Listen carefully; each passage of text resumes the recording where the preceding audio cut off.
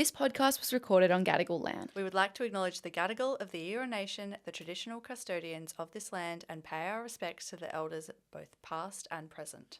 Always was, always will be Aboriginal land. Welcome to the very first episode of High Stakes. The podcast about the famous feuds, frenemies, and falling outs you've forgotten about. But first, before we get into the beef, let's introduce ourselves. My name is Laura Marcia, and I'm an entertainment reporter who has interviewed some of the world's biggest celebrities. And I'm Maddie Bogish, a lifestyle journalist who has written across all of your favourite Aussie magazines. You know, everything from the best vibrators to relationships to which bronzer Dua Lipa is using. This episode is brought to you by our friends at Tempest One, who have supported our launch. Thank you, Tempest Thank One. you. And it's actually a perfect partnership because all of this beef is making me thirsty. Yes, that's right. From Tempest Wines comes their latest delicious creation, Tempest One Prosecco Spritzers, a ready-to-drink mix of Prosecco and refreshing fruit flavours. Yummy. Tempest One Prosecco Spritzers are the ultimate beveragino for a gab sesh with the girls or even a meet-up with your silly little friend on a podcast. And you know the best part? What? You literally don't have to do anything except crack them open. A fancy, extremely low-effort option in two delicious flavours, peach and watermelon. Arguably the best flavour spritzers, if you ask me. Yummy. Make sure to pick up some Tempest One Prosecco Spritzers for your next occasion. Oh, I know I will. But in other news, Mad Dog, how are ya? I'm good. First episode. How are we feeling? Oh, feeling bloody good. Feeling good? Excited. Me too. I will say I have one issue though. Oh. I've injured my coccyx.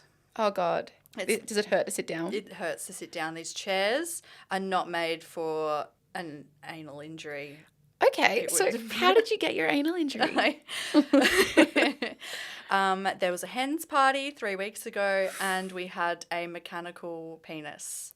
Oh, It's like a bull, but okay. yeah, penis shape. So not just like a straight up dildo. No, so no, it is, no, it was not a dildo. It was just, you just straddle it as you would a mechanical bull. And I, after the first go, thought that's fun. And I just kept getting back on the penis. And that's just something I love about you is that you never back down from the mechanical penis. Yes, well, now my back hurts. So You're so brave. thank you. Anyway, how are you? Have you got any injuries? Any updates, concerns?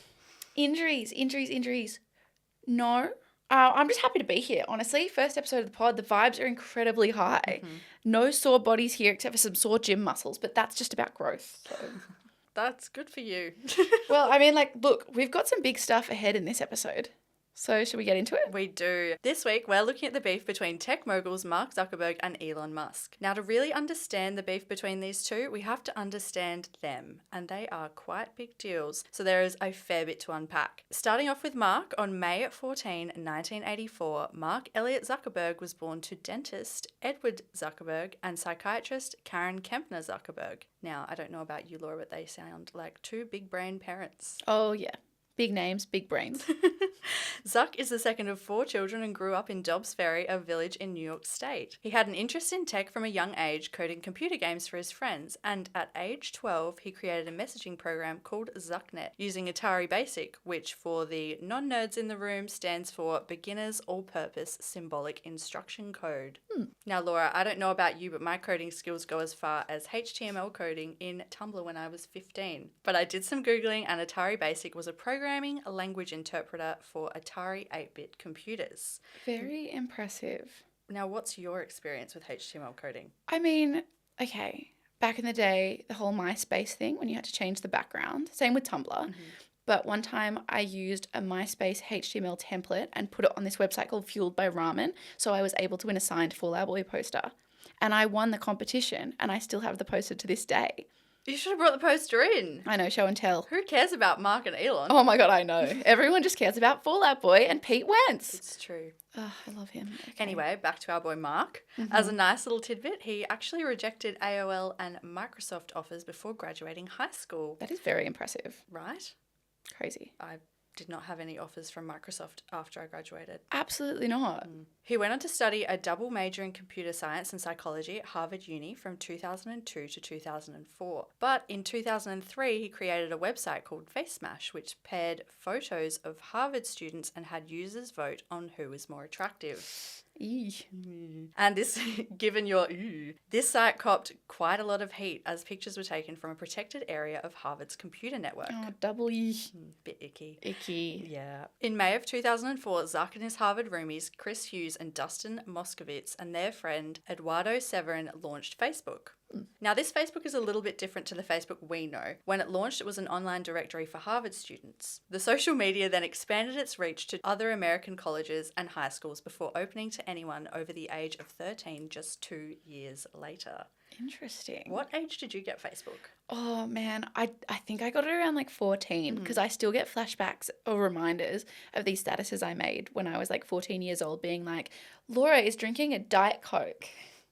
You know what I mean? When did you get it? I think I got it at 12, Ooh. but under the guise that my mum had access to my password. Mara. So Mara was on there. She was checking my Facebook. Was never anything interesting, though. I think one of my first statuses was something like eating a Tangelo, smiley face. Didn't even like Tangelos. But you were trying to promote that you were a healthy girl, just like with me with my diet. It's true. At 12, I did consider myself a fitness influencer. Wow. But it wasn't all smooth sailing. In 2004, 3 Harvard seniors, so that's Cameron and Tyler Winklevoss and Divya Narendra, who enlisted Zuck to help with their website Connect You the year before Facebook's launch, actually filed a lawsuit against Zuck. Why, you ask? I'm so glad you asked.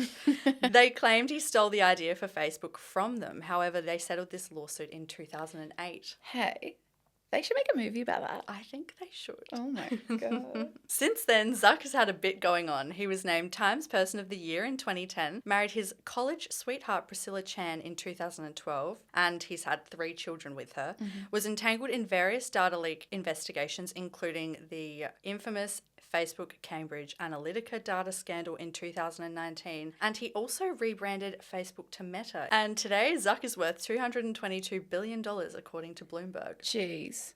It's a lot. Now, moving on to our lizard boy, Elon. Elon Musk was born in Pretoria, South Africa in 1971 to his mother, May, who was a model and dietitian, and to his father, Errol, whose resume was, well, lengthy. Errol was an electromagnetical engineer, a pilot, a sailor, a consultant, an emerald dealer, and a property developer. He was also a representative of the anti-apartheid Progressive Party. Already, from that little fun fact, I feel like Elon is kind of trying to be like his dad.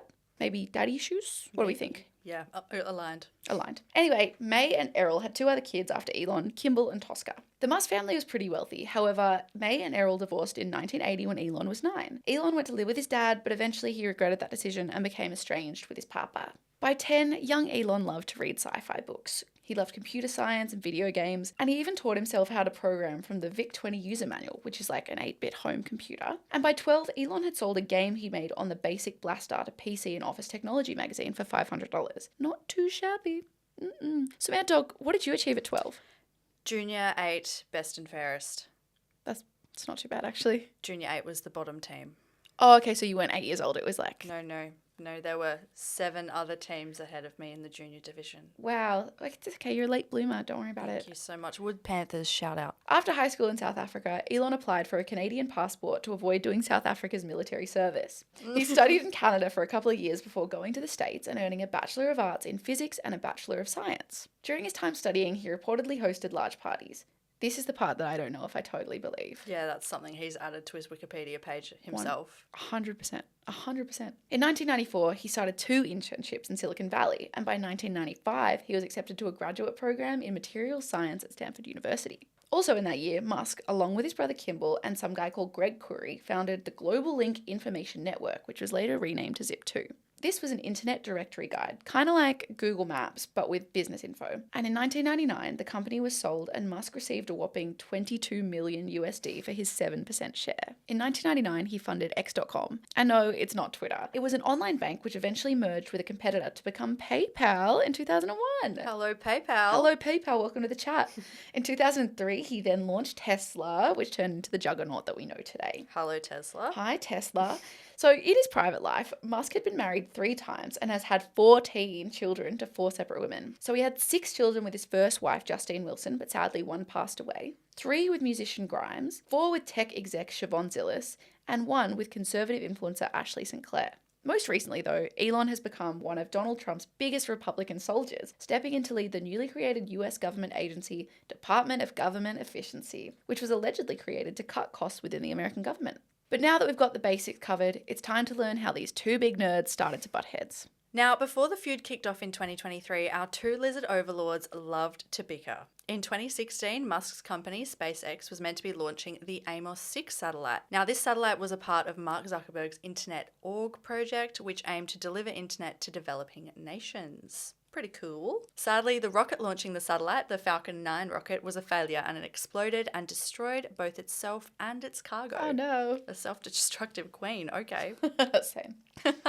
Zuck took to Facebook on September 1 to vent about the mishap. As I'm here in Africa, I'm deeply disappointed to hear that SpaceX's launch failure destroyed our satellite that would have provided connectivity to so many entrepreneurs and everyone else across the continent. And a year and a bit later, Musk did publicly respond to the incident on Twitter with, "Yeah, my fault for being an idiot. We did give them a free launch to make up for it, and I think they had some insurance." That feels so wishy-washy for this owner of a big company to be like, yeah, I was an idiot. I think we've got this, but I don't know.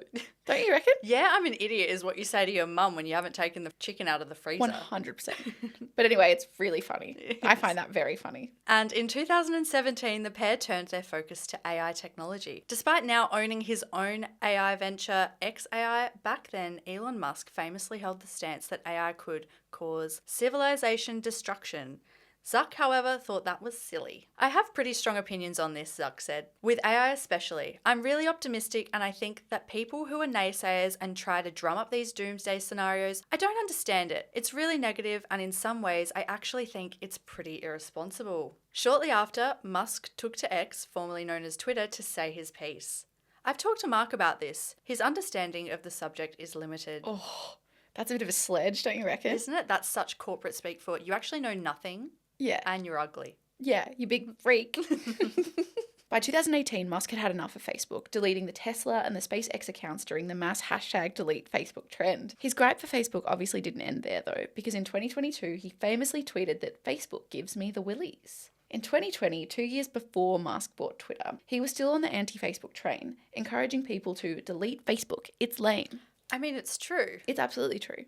The only people on it are boomers now. But it was 2023 when the beef between the moguls really kicked off. Let me paint you a picture of what was going on at the time. So Musk has bought Twitter, he's turned it into X, and then he's axed a hell of a lot of employees. They're losing advertisers like crazy. And with the potential downfall of Twitter, the lizard overlord Zuck had been hatching this plan to create a website that could kind of fill the gaping hole left by OG Twitter. When Musk heard whispers about this website, which we now know is called Threads, Musk was pissed. He tweeted, "I'm sure the earth can't wait to be exclusively under Zuck's thumb." When a Twitter user jokingly responded saying that Zuck knew jujitsu, Musk tweeted, "I'm up for a cage match if he is, lol." Although the lol implied that he was kidding, Zuck was ready to battle by responding with, "Send me the location." Musk, equally serious, wrote Vegas Octagon, which is the famous battleground owned by the UFC, aka Ultimate Fighting Champion. Naturally, at this point, people were going nutso, imagining these two pasty white men just like going at it in Vegas. But someone who was especially interested was Dana White, who's the CEO of the UFC. He called both Musk and Zuck to see if they were actually being legit about having a punch on. And White claimed to the media that the tech bros were actually down to clown in the ring. So pretty dramatic stuff. Yeah, they were getting their shoes, their hats. They're taking off their earrings, they're putting their hair up, and they're ready to be like, left, right, good night. I was going more clown attire. Oh, high pants. Putting on the pants, they're getting in their tiny cars. It's kind of... The hats are on, the noses are honking. You know what I'm imagining? The old-timey boxers are like, "Hey, you want to fight Big Kurt?" And despite Elon's fan base outnumbering Musk's, there was a pretty common consensus that Musk was about to get the shit kicked out of him. Not only because of Zuck's jiu-jitsu skills, but because he was super jacked and athletic. Which is actually honestly something I never thought I'd say in my entire life. I know. On the record too. My mum's going to hear this. Ugh. Musk, on the other hand, was admittedly a bit out of shape. And in June 2023, he even acknowledged this, tweeting, "I have this great move that I call the walrus, where I just lie on top of my opponent and do nothing." Oh, feel bad for his exes. Yes, remember he has 14 children. Yikes, so it means he's had sex 14 times. Or maybe. At least, obviously. Well, maybe less than. Some of them were conceived with IVF. You are so right. So maybe he's had sex twice. Maybe. In another tweet, he wrote, I almost never work out except for picking up my kids and throwing them in the air. It's kind of sweet. Yeah, I guess it is, maybe. Sure. How high are they going? He's throwing them into space. That's actually SpaceX. That's SpaceX. Despite his self-deprecating jokes, he also boasted on Twitter that he had experience in judo, kyokushin, full contact, and no rules street fighting. That's so funny. In brackets, full contact. What's half contact like? Is there a quarter contact? This is like Fight Club. You know how you don't talk about Fight Club? That's true. Do you tweet about no rules street fighting? Well, maybe you do now. Well, look, I'm not involved in the street fighting culture. So maybe that's on me. His friend Lex Friedman also wrote, I'm extremely impressed with his strength, power, and skill on the feet and on the ground. It was epic. And it's also worth noting that Lex Friedman is a computer scientist and podcast host, but he does hold a black belt in Brazilian Jiu-Jitsu. Man, these nerds love to jits. They really do. They do. They love to jits everywhere. Wow. Even Musk's mum May got involved, suggesting the two tech bros settle their differences with words instead of violence. Meanwhile, reports from major news publications were claiming that both Musk and Zuck were in talks with the UFC to genuinely do an exhibition match. However, as the year progressed, the news cycle moved on, and it seemed like a physical fight between them was unlikely, despite Musk's constant tweets baiting Zuck, including one in July of 2023 where he tweeted, Zuck is a cuck, before genuinely proposing a literal dick measuring contest. Oh, Mad Dog, I am so glad that you finally brought up Elon Musk's penis. It's been front of mind for such a long time. Can you please explain to the listener why this is of importance? Yes, so there are some completely unverified rumours that Elon Musk has had a botched penis enlargement surgery. This was reignited recently by rapper and all-round slightly problematic queen Azalea Banks, who found a shit-stirring tweet which read, I heard he has a botched penis implant, to which Azalea replied, Grimes told me this too. Okay. Back to the tweets. So in what seemed like a response, Zuck posted a series of pics from a training session with Israel Adesanya and Alexander Volkanovski, two of the best fighters in the UFC. In the pic, the Lizard Man again is jacked. On August 6th, Musk claimed that the fight was still going ahead and would be live streamed on X, with all of the proceeds going to charity. But then, Zuck clapped back on Threads stating, shouldn't we use a more reliable platform that can actually raise money for charity? Anyway, this back and forth continued for a little while, with Zuck ready to beat Musk to a pulp and Musk playing it coy. But at the time, Musk also claimed that he needed to get surgery on his neck and back before the fight could take place. On August 11, Musk said that the UFC was no longer involved and that the fight would be now managed by Zuck and Musk's own foundations, and it would be live streamed. And, get this, take place in the Colosseum in Rome. All right, move over Paul Mescal. See ya. But despite Musk's confidence, Zuck just wasn't convinced. I think we can all agree that Elon isn't serious and it's time to move on, he wrote on Threads. I offered a real date. Dana White offered to make this a legit competition for charity. Elon won't confirm a date, and then he says he needs surgery, and now asked to do a practice round in my backyard instead. If Elon ever gets serious about a real date and an official event, he knows how to reach me. But on August 15th, Musk claimed he was going to just show up at Zuck's home and challenge him. Knock knock, challenge accepted. Open the door, he wrote, tagging Zuckerberg with his old Twitter handle. Musk added, thought you might want some tea, so I brought the bags. What is he talking about? Ball bags? Tea bags? Eye bags? Boxing bags? Handbags. I'd hope so. Handbags? Handbags? They would be expensive ones too. You better believe it. If you're worth like, what, $222 billion, I want something that's, you know, a bit luxurious. I want a gucky babes. Yeah, give me a gucky. At this point, with all the threats, Zuck had had enough. A spokesperson from Meta stepped in and commented to The Verge saying that Zuck takes this sport really seriously and isn't going to fight someone who randomly shows up at his door. On a recent episode of Every Bro's favourite podcast, The Joe Rogan Experience, Joe Rogan claimed that Zuck had the upper hand, mainly because of his work ethic. I don't feel like you need to be an expert to make that call, do you?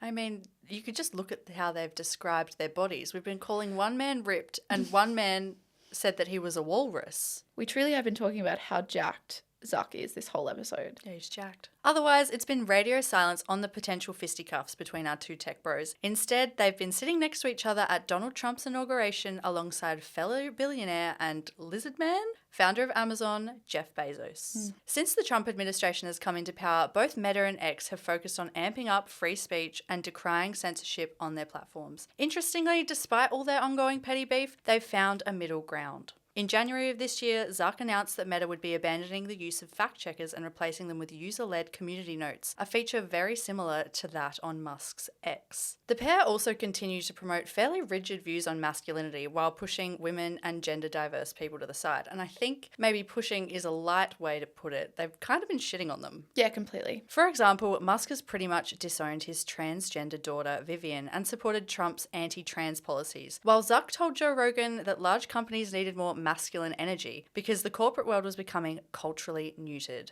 Yikes. Whatever that means. I think having a culture that celebrates the aggression a bit more has its own merits that are really positive, he said. So what do we make of that? Oh, gosh. It's so interesting with these two dudes because I really get the vibe that they just weren't cool in school and that they spent so long in these academic spaces that now they need to assert themselves as these alpha males. Do you feel like you're getting some red pill undercurrent coming out of this? Oh, absolutely. And it's like on the record that Elon Musk has had all of these gender affirming surgeries. Like he's had jaw surgery, hair transplant. What else has he done? Oh, penis enlargement surgery? Allegedly. It's like all of these things that he needed to make himself feel more masculine. And he's insistent on taking that away from other people. Including his daughter. Yeah. You could argue that Zuck is the exact same. Like he definitely didn't look the way he looks now. No, he had that weird bro glow up where he started wearing those what looks like Uniqlo boxy t-shirts and really using a curl cream. So it's like they rely on all of these things, and maybe it's a deeper issue as to they spent so much of their lives feeling emasculated and now they got to ruin it for everyone else. Totally. But I do think that you can kind of recognize and step into your masculinity whilst not shitting on other people in their own gender displays and how they feel most comfortable. Yes. You could even argue that being able to do that makes you more masculine. But to wrap up, I'd like to end with some musical performances from our broligarchs. I hope they're playing Annie. They're not playing Annie, but it's equally as good. Fabulous. Okay, so let's start off with Elon Musk's 2019 song, R.I.P. Harambe, which those who are chronically online, this will take them back to that moment in time when a gorilla was senselessly killed and became the biggest passion point for the internet. Elon felt that way. So this is Elon's song. Great. Okay.